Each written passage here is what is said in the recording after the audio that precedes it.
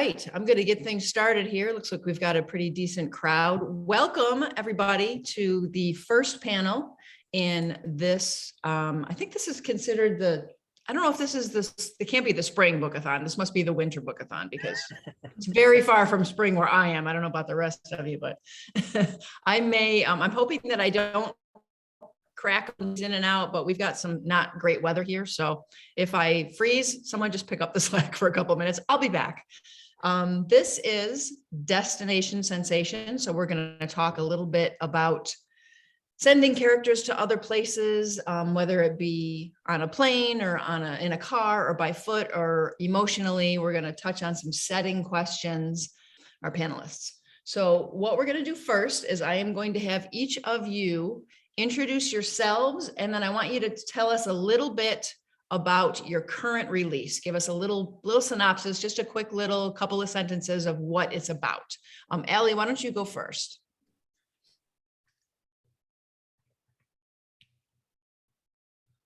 Allie, did you hear me? Oh, I'm sorry.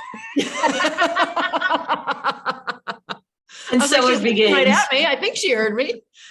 Introduce yourself to our audience and tell us a little bit about your latest release. All right. I am Vali. I'm sorry. I thought you said Ellie. It's like, okay, well, when she goes, I'll go next. My latest release came out in October. It was the Beneath the Waves. It's a story, kind of world building, I guess, and it's about Atlantis. And then I think in May of this coming year, I have another book coming out called Writer's Block, which is a little very, very different.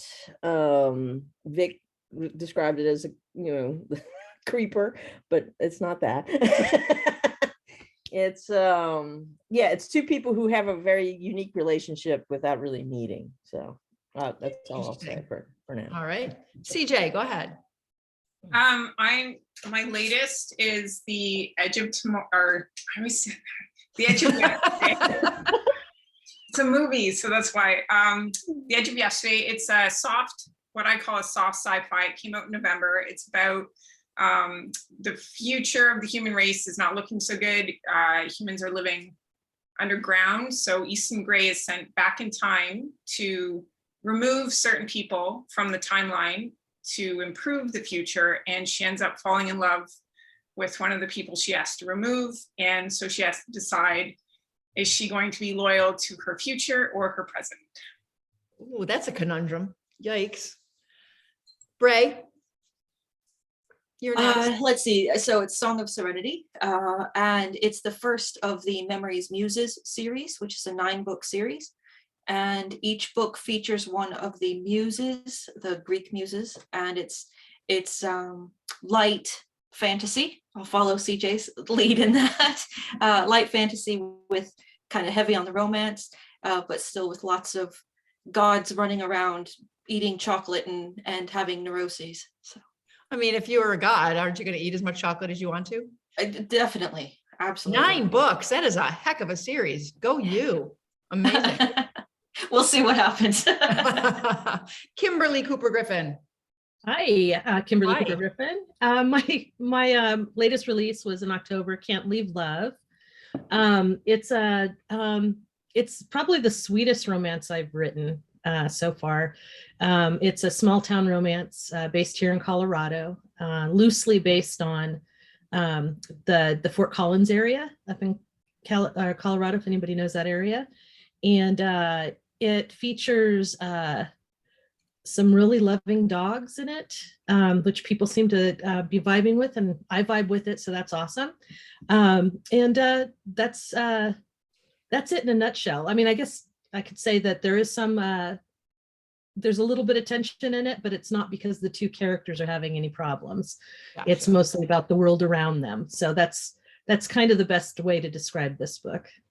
I feel like in our current situation, dogs and low angst is the way to go right now. That's exactly it. That's all the reviews are coming in and going, oh, thank God there's no angst in here. Exactly. Isn't that a little crazy? Yeah. Jessie Thoma, mother of 1 million children. Tell us about your book and about you. I only have 3, not 1 million, luckily. My latest release is Wisdom.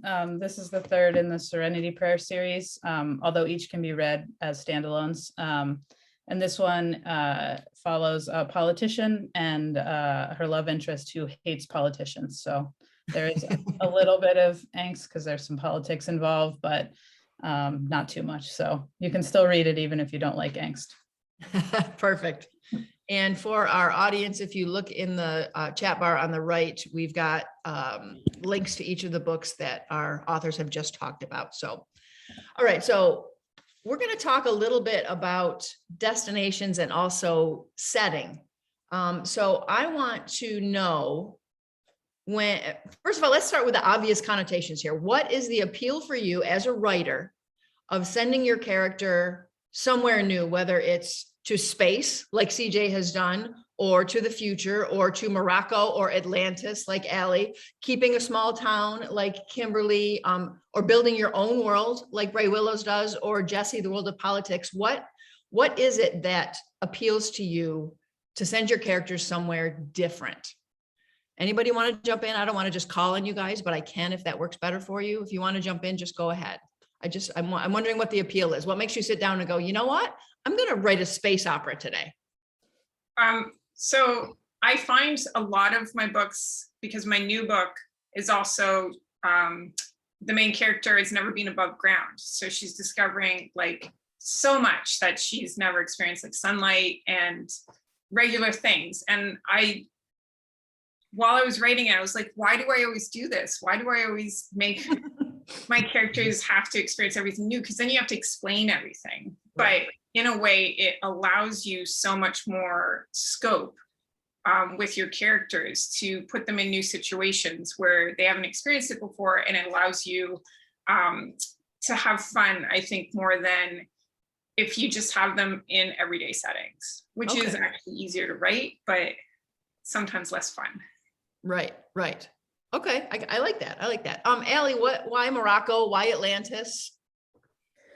Atlantis was because it was one of my favorite subjects when I was growing up as a kid, and it's kind of the Bermuda Triangle, Atlantis. I read pretty much everything that I could find on that, whether it was fictional or not.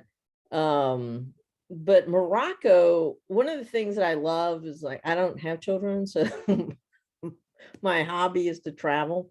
So I find we were talking about at the office the other day, we were talking about Anne Rice, and I said, I live in New Orleans, and through her description in some of her books, it's like you learn how to look at New Orleans differently.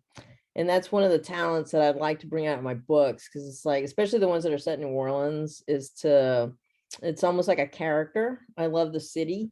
But places like Morocco, I went to Morocco, and it's just it's like stepping back in time. There's a part of the African coast that's about maybe 30 miles from the Spanish coast. And it's like I said, they're so close, but they're so vastly apart when it comes to technology and just modernization. It really is like stepping back in time, especially when you walk through those souks. So I think that if you can describe it well enough, there's nothing better, to me anyway, not that I do it, that I hope that I do it well enough that you'd want to read the book, but to find escape, not just in a book, but to discover new places on the page, whether you're sitting in your backyard or in your living room while you read the book. Did you go to Morocco and then decide to write a book set in Morocco, or did you decide you were going to set a book in Morocco and then go? As much as I love to kill people on the page, a treasure hunt also is just one of my favorite things. I mean, I love the movies about them. I love, pirate things, whatever, but a good treasure hunt. I faithfully watched that show, The Curse of Oak Island. It's like my friends are like, they never find anything. I have faith that they'll find something. So that was actually one of my it was so fun to write, that they chased this thing, and then the Knights Templar. So it was just a bunch of stuff that I really love and find interest in, and I got to wrap it up in a book, and I also got to write off my trips. There you go. That's a plus. Kimberly, why small town romance, which I love, love, love. What made you go there? Well, I like them. You know, I like to read them. I'm not from a small town. I've lived in San Diego and Manila and Denver, but I love going to small towns. And I started writing about Colorado because I just love it. Having grown up in San Diego and moving out to here in the mountains, and it's such a different place. There's a feel here, and every time I write a book that's based in Colorado, I try to get that feeling that's in there. And part of what I did in this last book, Can't Leave Love, is one of the characters is somebody who doesn't leave town. They've never left Colorado. They hardly ever leave their little small town of Fort Devlin, which is a fictional place loosely based on Fort Collins.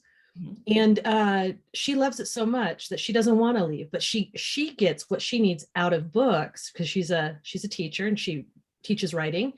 And she gets what she wants out of books. She doesn't need to go anywhere. She feels like she can be around her family and never have to leave her dog. Just go back to her little house and go to the places that she feels comfortable in.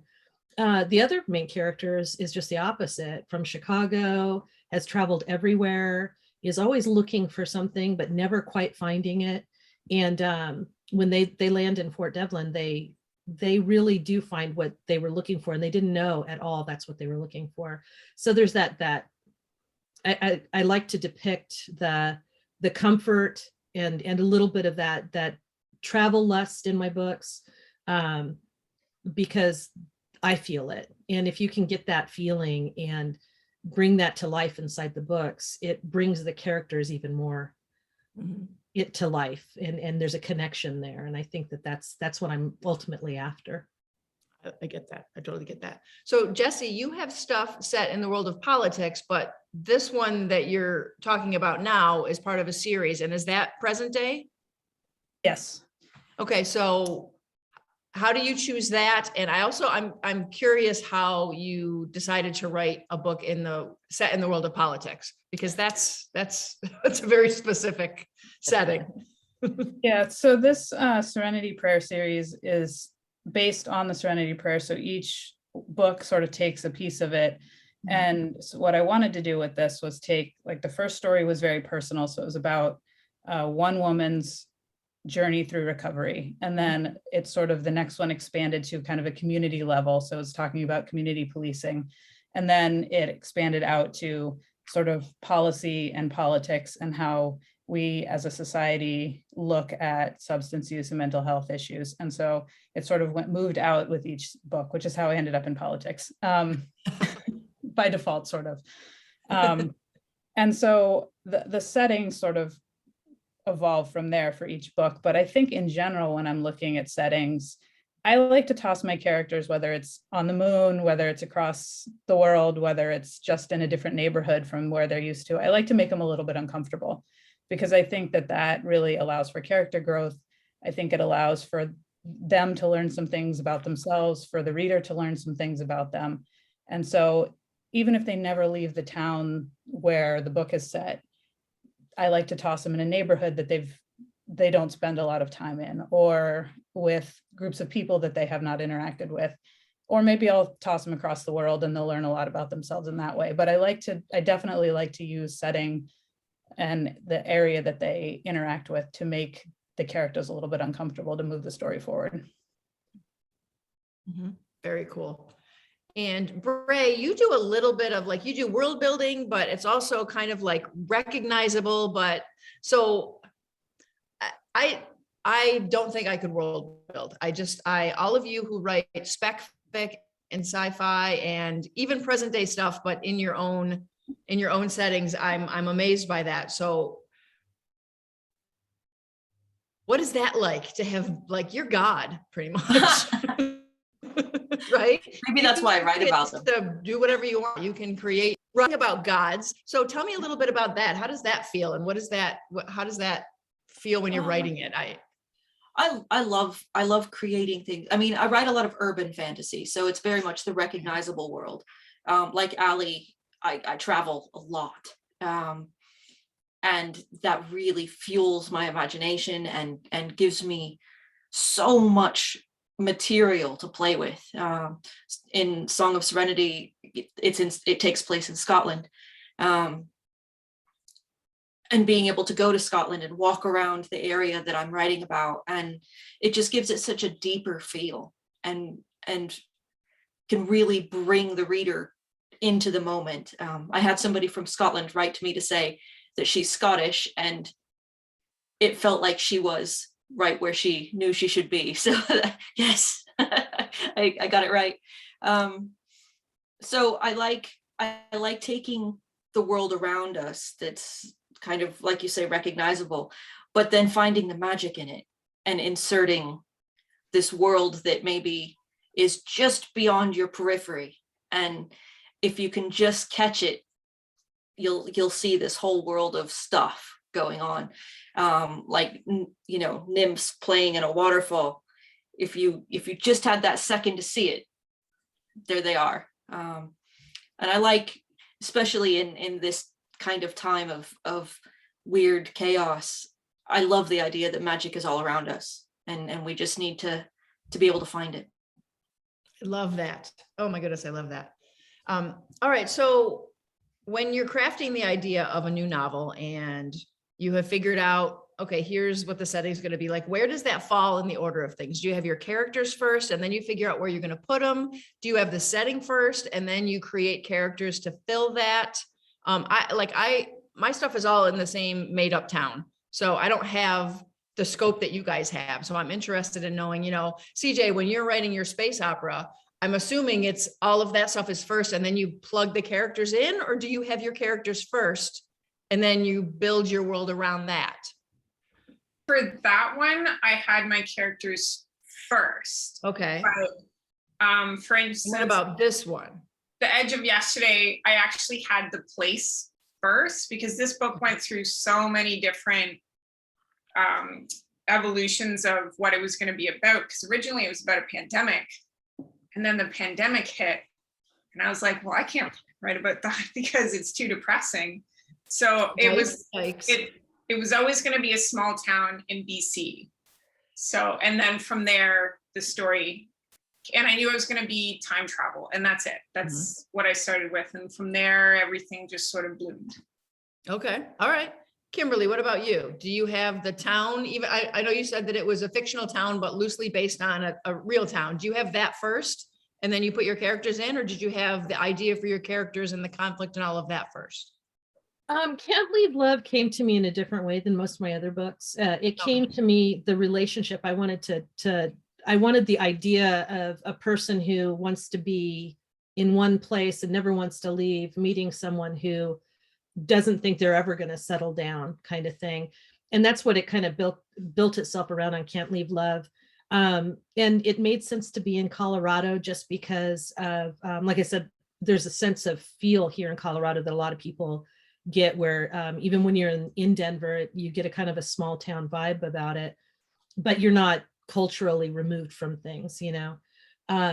Prior to that, a lot of times it was a situation in a place that I would build things around. My first book I wrote was in LA about actresses and actors, and it was a definitely the space around it I was familiar with because I'm from San Diego, and if you're from San Diego, you're all over California. But that came up for specifically for that book, and the rest of them were like, I want something in Juneau, Alaska. I want something in New York City. I want something in Washington, places I wanted to write about. And I can't remember who brought up, it was Allie. You brought up Anne Rice. Yeah. She, her mastery with description makes you feel like you're in it. And I think a lot of authors, they start off thinking that's the kind of writer I want to be. And then you realize that most authors can't even pull that off. It sounds like just like a dump, right? Yeah, I have that feeling because of Anne Rice. I want to do it that way, but for the most part, it's about being connected to the place where the story should take place. Mm-hmm. Got it. Brey, what about you? I get different ideas from different things and start in different places. I usually start with plot. and then fill it with character and surroundings. Mhm. The Afterlife Trilogy, which is the kind of the pre-books to the Memories Muses series. They've been with me for a long time as, you know, these vengeful furies just living out on the street trying to remake their lives as the gods started to fade away and then kind of came back in. Song of Serenity came to me very much from character base, and then I decide where each character is going to have their angst and have their journey. But very much like Kimberly, I love putting them in other places and new places, because then I get to research those places and Google Earth them and spend hours and hours researching a place, you know, to find out if this street really exists, which is irrelevant usually. But We're going to come back to that. We're going to come back to research. But two of my books, Chosen and Spinning Tales, both came to me in a dream, fully fleshed. So from beginning to end, characters, location, everything. Why doesn't that happen to me? Pretty amazing. And then Chosen, I didn't like the ending, so I went back to sleep and came up with a new ending. So yeah. Oh my God. I wish that would happen to me fully flat. That would be amazing. Jesse, how about you? What comes first? What's the order of things?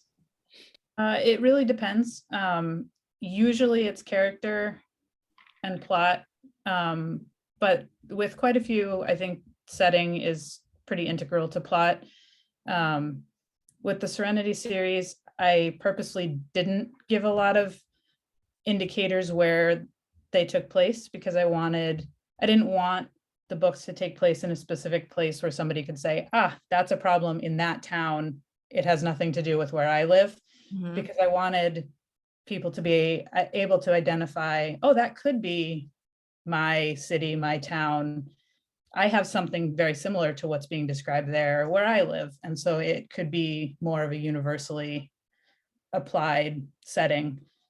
So I didn't say, this is in Colorado, this is in California, this is in New England, because I didn't want people to be able to identify and say, this is taking place in a specific area. But usually I do say, this is in X, Y, or Z, because I think usually having a specific setting is really integral to the plot.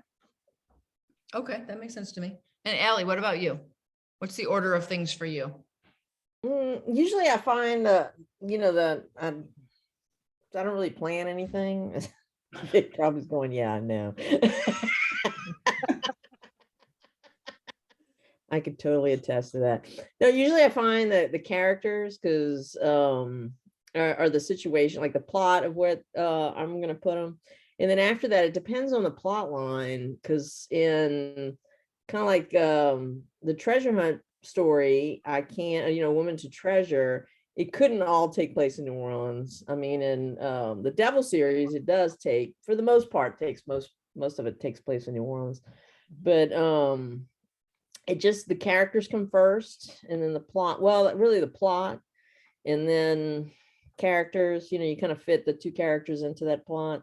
And then after that, it depends on the plot as to where you're going to stick them. But I found now venturing outside of, I do like to have visited the places that I'm going to put in the book, because you want to know what it smells like, not just what it looks like. I mean, you could Google things all day long, but to be able to walk through, like I said, like through the souks or through some of the ruins of wherever it is that you are, whether it's Paris, Morocco, Rome, wherever it is that you're going to set it, you have some experience as far as walking through those streets before you actually put in a book.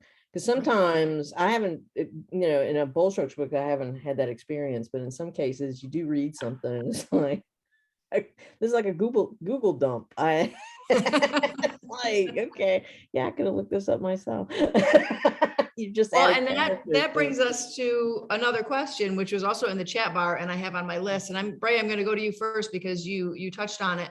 How do you research if your setting is either someplace you've never been or something that you're making up? CJ's futuristic, Brey, what is Google Earth and what else? How do you research? Yeah, a lot of Google. Trip boards are really useful. Like Okay. people What do you saying, mean? "Oh, this was really great," but there was nowhere to sit down. Okay. Like random things. And because I don't want a character being able to sit down if there are no benches there. So things like that are really useful. Google Earth is amazing. Putting the little man and dangling him and dropping him on a street is fabulous. But I think, like Allie's saying, going somewhere, there's just nothing to beat it. To stand there in this book when I had a preconceived notion based on Google Earth of what I was writing. And when we went, it turned out that it was not quite right. I was kind of standing on the bridge and I saw a very different viewpoint than what I was able to see on Google Earth. So it brought kind of veracity to what I was writing that I wouldn't have had if I hadn't been able to go to that space. Okay, that makes sense. But when I make up a world entirely, I have to be true to my rules. You have to say, okay, so these plants grow here and that volcano is over there, and you have to do your own geography. And how do you do that? Do you like draw yourself a map? Do you have a Bible? What do you do? Yeah, I have a Bible and a map. Okay. A very bad map. It's just, I think actually Jesse's 7-year-old could probably do something far more professional. He's a pretty good artist. She draw it for you. Yeah. I'll send it to her next time. But yeah, it's definitely kind of a map just to give me a sense. And sometimes I'll draw in, 2 hours from point A to point B, so that I don't have to keep reminding myself how long that is. But I think it's important to stay true to it. It fascinates me. Jesse, what about you? How do you research your settings? I think very similarly to what Brey said. Google Earth, a lot of Googling. I like to randomly look at like Yelp reviews or TripAdvisor stuff, like what's the best, Greek restaurant in this town, and then, look at the reviews and learn about, I found a cockroach in my food, and, just get like the random things that are whatever, the good, the bad, and the ugly from whatever setting you're using. Okay. Because all towns and cities and places have them. So then you can, if I haven't been there, then I'm not probably doing it as much justice, but at least I can kind of get a flavor of what people who have been there and go there frequently are saying about the places that I'm usually fictionalizing. I'm not going to say that, this restaurant had a cockroach in their food, but at least I can get a little bit of a flavor from the place by reading what other people have said. Gotcha. Kimberly, how about you? So far, I haven't written anything that I've published that I haven't been to. So Okay. that's the first thing is that, and I'm very aware of my surroundings, and I probably could recognize a place before I recognize a person. It's a little kind of obsessive for me to look at the different details. Like, New Orleans is just, there's no place like it. There's no place like it. There's no place like P-Town that I've ever been to. But I do do a lot of research outside of like the place itself. I'll put things into the scenery that don't exist, because I don't think that we need to be exactly accurate to something. But like a building somewhere, if I need it for my scene, but the feel has to be there. The vibe and the people have to be there. And so I'll do a lot of research. Actually, I do a lot more research on setting than I do pretty much anything else, and find out what the weather is, where the moon's at during the time of the year in that latitude. Interesting. Things like that. I don't want somebody that knows, astrological signs and stuff to come to me and say, no, that was not a full moon on that week, and that stuff didn't happen. I don't want to do that. So I do a lot of research around that kind of stuff.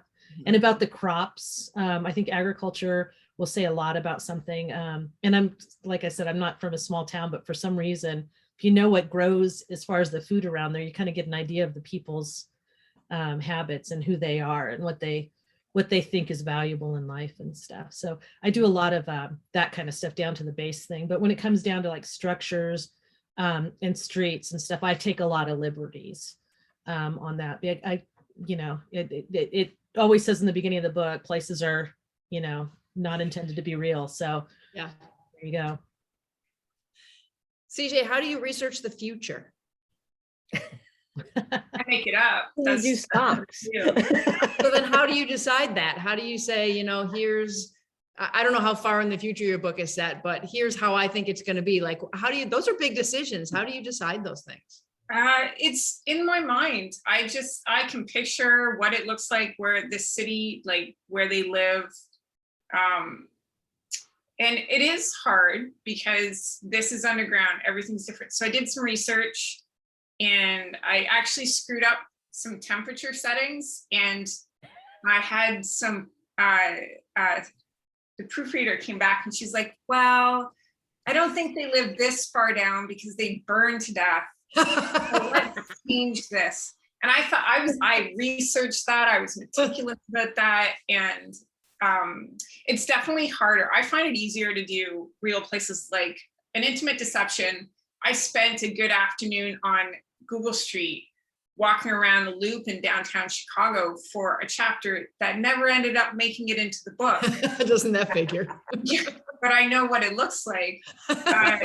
Just When Taste was the first book I ever wrote for, like, it's based in Toronto, where I lived for like 17 years. So I know everything that's in that book is 100% accurate. Like the hotel she stayed at is actually painted pink. Like all this stuff exists. But I do take a little bit of liberty. Like Kimberly said, you don't have to be real. You can, it's a fiction, right? It's a book. It's not real. So you can take little liberties. So sometimes I do that. That makes sense. That makes sense. And you have to. Allie, I didn't ask you, right? How do you research?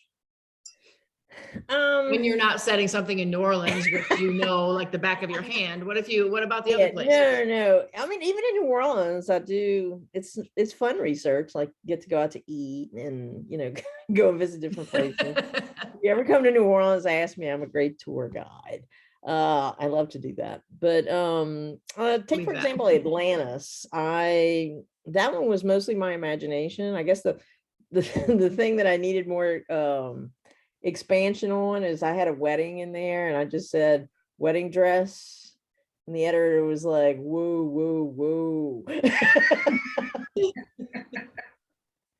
I don't put a lot of descriptions. I had to, like, I know now more about wedding dresses than any butch really should know.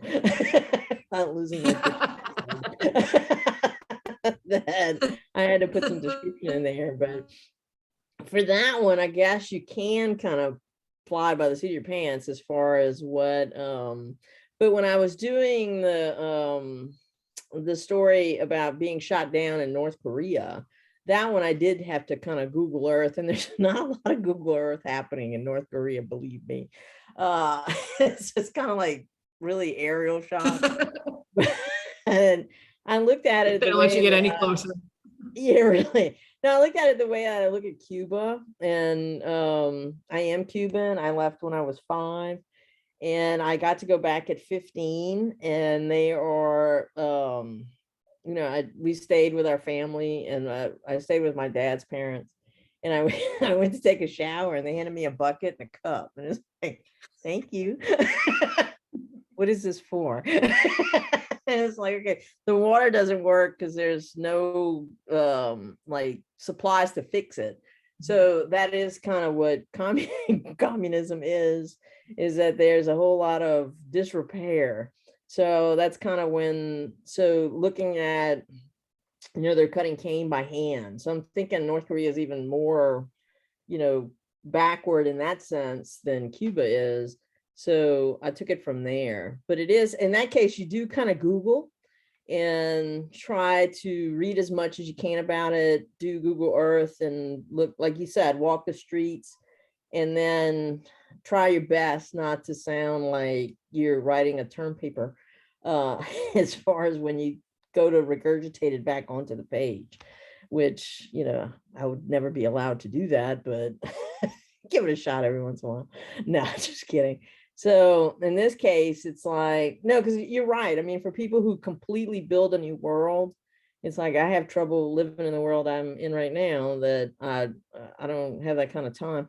I would love to write a historical novel, but you know, there's only so much research you can do. And you're right, there's always going to be that one person that's going to come back and say, buttons didn't exist then. I don't want to get it wrong. So I do kind of go back in time a little bit, but just enough to flavor it, but not like get into the nitty gritty of it. Yeah.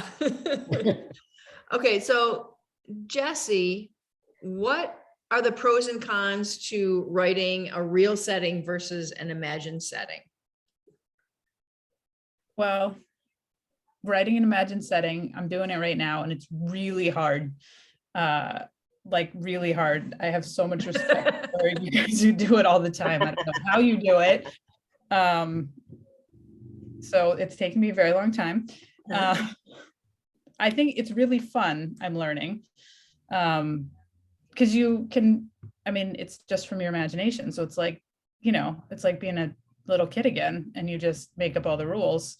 And then as long as you follow your own rules, then, you know, it's your playground. Right. I think you have more people who are looking at a real setting saying, I live here, that's wrong. Yeah. This isn't true to life. That street doesn't exist. That part of downtown is wrong. This is not how it smells, sounds, etc. That was true in the 1950s, but it hasn't been that way. So, you know, you definitely have more people looking with a critical eye. But if you're making it up and somebody says that doesn't sound right, you're like, well, that's how I thought it was. So, you know, prove me wrong. Good point. Go there and prove me wrong. Yeah. So I'm enjoying trying my hand at it. I don't know that it'll be the thing that I do forever, because like I said, it is really hard, but it is quite fun right now. CJ, you've done both. What are the pros and cons of real versus imagined, and which do you prefer?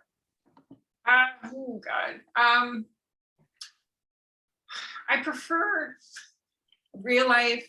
My current book is set in Toronto again, and it's just flowing. It's so much easier to just be able to know that that exists, and I know what it looks like. And writing The Edge of Yesterday, I'm very happy with how it turned out, but it was like pulling teeth.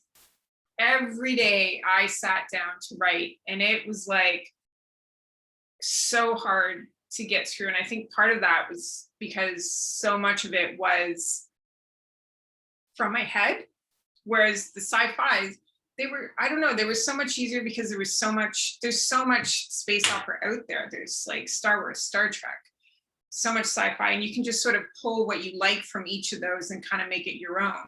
Whereas this, I'd never seen anything like that. So it was kind of me just making it up as it went along, but it had to be realistic. So that it was hard. I prefer real life, to be honest. I was going to say, the only thing that I can think of that even would come close to something like that would be like the flashback scenes in the Terminator. And that's about it. That's like all I can think of people being underground, right? Because the above ground is too awful, but it wasn't even the same. So yeah, you have A, leeway to make up what you want, but B, now you have to keep track of all of it. Yeah, and that's hard. I can't imagine. Kimberly, what about you? What are the pros and cons between real versus imagined, and which one would you rather write? I like them both. Most of my writing, as far as destinations, are mostly real, you know, as far as the places, the towns. But when you get into settings like inside of a church or inside of a deli or inside the houses of the people, I really enjoy figuring out how it's laid out, and most of it doesn't show up inside the book. But I know where the toilets are. I know whether or not there's 2 sinks in the bathroom or whatever. But being able to make that kind of stuff up is fun. But I also like to recreate real things as well. So I think I like them both, and I think they just merge in my mind anyhow. Right. I don't look at them as either being real or not real. To me, in my imagination, they are there. So, yeah. Ellie, how about you? Pros and cons to each one?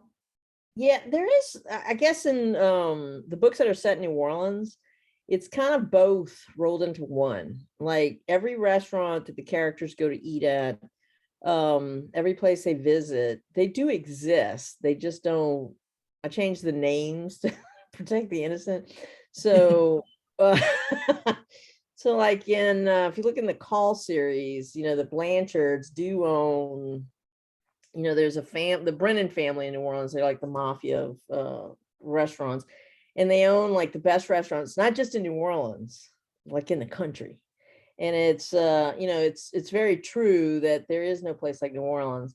So I took the places that I loved and then just kind of folded them into the book. So you don't, the description is there and they do really exist. Some of the ones that I started with do no longer exist just because the people have retired or whatever. But so it's kind of a little bit of both. It's a fictional place, but in reality, it's real. And then, like I said, sometimes it's fun though when you can sit and write about, what would a Atlantis look like, as you glide over the, mine doesn't look like Aquaman when you've seen the movies. It's a little different than that. But wouldn't it be cool that if you had gills and you can swim and Cool. get somebody pregnant, that kind of thing. But so I've had fun, like I said, and in my case, I'm in love with the city, so that's why it does appear in a lot of the books. It's easy. New Orleans, was it I forget who said it. They said the greatest cities in the United States are San Francisco and New Orleans. Everywhere else is Cleveland. I think it was Tennessee Williams. So, and it's true. I mean, not to say that, but it's just, we have, it's very historic. It's, if you are a foodie, this is a great place to live. I think one of my talents is, it's like, I'm not going to tell you what to eat as far as when you go to a different restaurant, but I will tell you what to get for dessert. It's like, I know, like I said, a lot of people dream about Angelina Jolie. I dream about the bread pudding at Granny's house. It's just a wonderful place. But I just try to, and I think at first, as I was starting to write and I was learning the craft, and so I spent a lot of time doing that and trying to get it right. And then I learned a lot, and then I figured out my other talent is to learn how to fix mistakes and then learn how to make 10 new ones in every single book. I still do that, whether it's repeating words or whatever.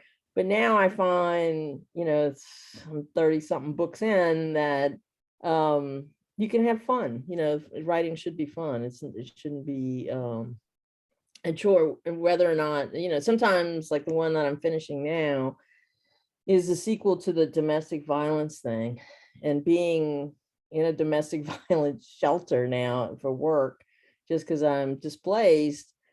It's like, wow, I really have to respect these women, because it's like some of the story, I have trouble letting go of some of the stories coming home every day, because they come by and tell me all this horrific stuff. So, but it really added to this book, because now it's like sharing some of the stories. It's really something, what some people have to live through, the pain, the angst, and it's real life. It's not something. So like I said, in this case, it'll be fictional, but in some of these instances, it'll be a real story. Yeah. And Brey, what about you? Pros and cons to each, real versus imagined. Which one do you prefer to write? Reality isn't my playground. I'm not a big fan of reality. So if I have real stuff in, I do my research on it, like I say, but that there's definitely a reason I'm a spec fic writer. I like the magic. And I don't know that I would actually do kind of a purely non-fantasy book. I think it would bore me to write, because I don't like reality. That's and And but as far as like pure kind of world building, as opposed to this semi world building that I do, I think the semi world building's far easier, because I have a base to play with. So I too have a book where my people live underground, and I used real places for it rather than build them from the ground up. So that made life a lot easier. So I like having that kind of base to start with. And I think that's a huge pro. But con, obviously, you are tethered to a certain reality. Whereas if you're just making up an entire world, it's yours, and you are playing God, and you can. I have a volcano that shoots ice. I mean, why not? Because it's mine, so it can. And I think that's one of the really fun things about world building is being able to just go to town on what you would want to see. That's amazing. I'm sorry, I'm having a little animal issue here. So we have 2 minutes left, which I don't think is time enough to answer another question, but tell us each one more time, we'll go around, tell us each what your most recent, the book is that people can get now, your most recent one, and what you're working on next. CJ, go first. The book you can buy is The Edge of Yesterday. It came out in November, and my current book is called Between Takes. Sandy, I thought of a better name, and I don't know when it comes out. This year. What's it about? What's it about? It's a pure romance. It is about, it takes place in the film industry in Toronto. There's the star of a hit show. They hire an intimacy coordinator for this season because there's a lot more sex scenes, and there's some shenanigans ensue. Jesse, what can we get of yours now, and what are you working on right at this moment? My current release is Wisdom. It came out in December, and I am currently working on a superhero novel called Hero Complex, where a woman gains superpowers and awesome. really is unsure how she feels about it, but then inadvertently ends up part of a super team, and they have to save the world. I want superpowers. Brey, what do you have coming up, or what can we get right now, and what are you currently working on? So Song of Serenity came out in December. The second book, Vision of Virtue, comes out in April. And the third book of the series comes out in December, I think, and that's called Lines of Love. And both of those feature another muse, also in crisis with a romance and the gods around them. Awesome. Kimberly? Can't Leave Love came out in October, and so you can get that now. And I'm currently working on a story called Tides of Love, which takes place in a mobile home community in San Diego. Again, writing about things I know, and it's mostly about the community and how people around them each other help each other, and they don't even know they're doing it. Awesome. And Allie, what about you? What's current, and what are you working on at the moment? Turbulent Waves is, like I said, the sequel to Beneath the Waves. It's the Atlantis story. And then coming up in a few months is Writer's Block. Awesome. Awesome. You guys, thank you so much for spending your Friday evening with us. Thank you. Thanks, it's been fun. Everybody Thanks, who Georgia. came, and we've got enough. See y'all. Thank you.